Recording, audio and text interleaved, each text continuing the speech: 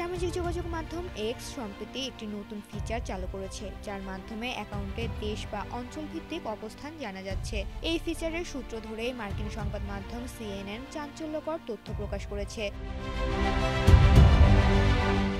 দেখা যাচ্ছে যুক্তরাষ্ট্রের রাজনীতি এবং প্রেসিডেন্ট ডোনাল্ড ট্রাম্পের পক্ষে নিয়মিত প্রচার চালানো বহু জনপ্রিয় অ্যাকাউন্ট আসলে যুক্তরাষ্ট্রের বাইরে থেকে পরিচালিত হয়।